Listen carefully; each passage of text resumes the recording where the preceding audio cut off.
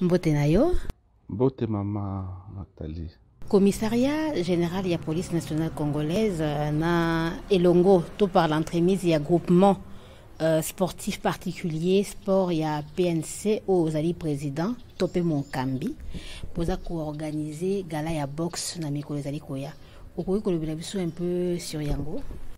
Merci beaucoup. Nasepeli mingi ndenge boye kotala biso police nationale congolaise pour na gala de boxe oyo tozali kobongisa.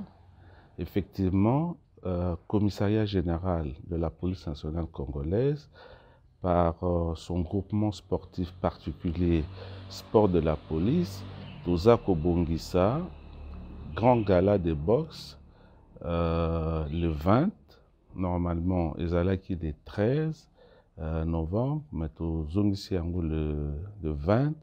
Pour moi, problème d'organisation ezali pour na ko sangisa ba boxeur ya minene oyo police nationale congolaise azana yango et pour na ko zongisa lisusu ba événement ya événement sportif na kati ya police nationale congolaise. Tomoni ke bobengi yango to hoyo bibotu ya bobengani Covid pona ni bopesi temwana.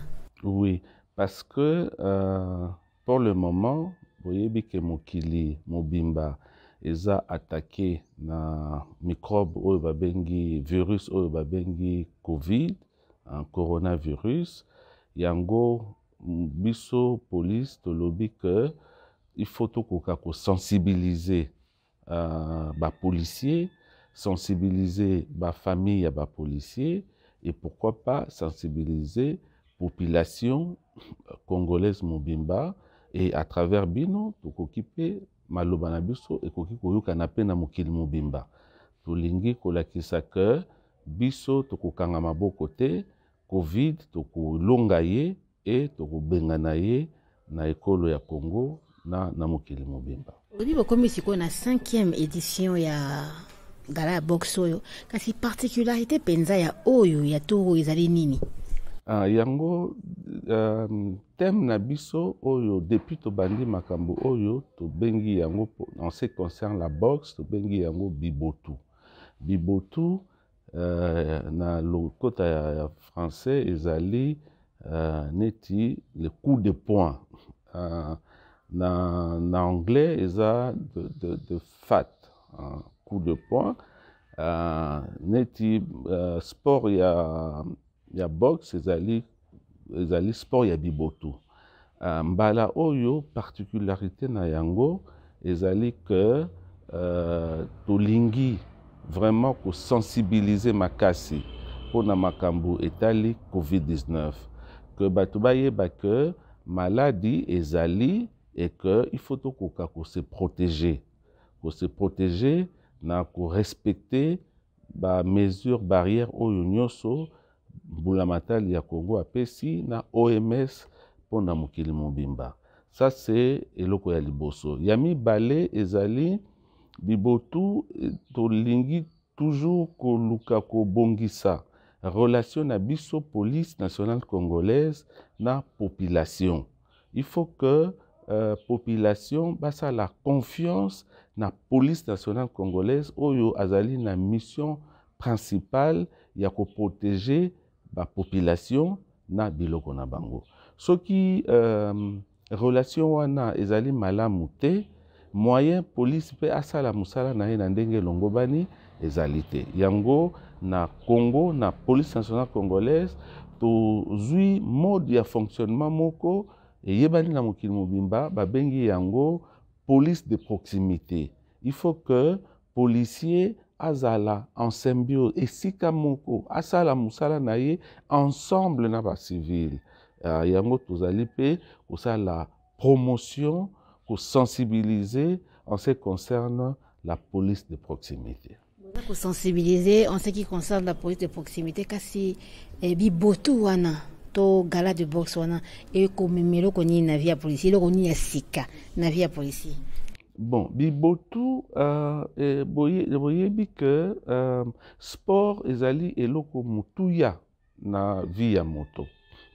mutu oyo ba statistique démontré yango mutu oyo azali kosala sport baminganga pe bayebi azali ko permettre que santé na ye ezala malamu wana eloko ya liboso. Eloko ya mibale musala ya policier ezali musala oyo esengi ye moko akoka kosala sport parce que tango aza ko protéger batu na biloko na bango akoki kokutana na ba bandi na batu oyo baza makasi bakoluka babeta ye basala ye mabe soki ye makasi na nzoto eza te ye akozwa bibotu ye akokoya yango policier ye moko il faut asala sport yango na ba sport nyonso na kati ya groupement sportif particulier sport de la police tozali na ba discipline sportive nyonso kobanda na football handball volleyball nyonso ezali tous les sports de combat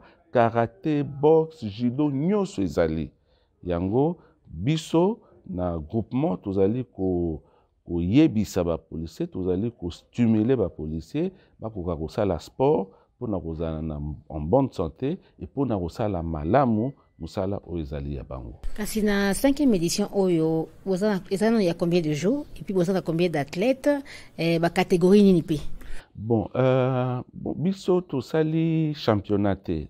Championnat ekoya na sima ezali gala ezali kaka jour moko ekozala kaka mokolo wana le 20 novembre à partir à 16h parce que toza na couvre-feu na ville ya Kinshasa tokobanda na 16h ti au plus tard 22h makambo nyonso esili mpo bana mboka bazwa ntango ya kozonga na bandako na bango e bakomba ekozala ebele parce que ça fait plus de 2 ans bibotu activité sportive événement sportif esalami te yango tolobi bibotu de retour bibotu ezongi non seulement bibotu ezongi mais na domaine ya judo événement pezali na kubenga lisusu bino po bokoka toyebisa bino oyo tokosala na judo na karaté na discipline lolenge na lolenge. Voilà, toza na combat ebele, je crois autour de 15 combats et catégorie nyoso. Toza na poids lourd, toza na poids moyen, toza na catégorie nyoso ya boxe na bana basi pe bakozala pona kobeta na bibotu. Kasi to bakobunda to bateto bakoparticiper eza ba oka ya Kinshasa to batuni so bauti na Congo démocratique mobimba. Donc pona mbala oyo to bengi kaka ba boxeur na biso oyo bazali na Kinshasa. Mais boza koyeba ke na ba édition oyo eleki to zwaki batu bapaya ba utaki musika.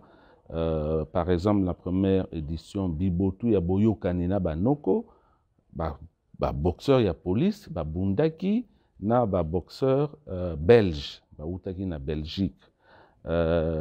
Ya suka oyo pe ezala 4e édition Bibotu ebimi na Zamba.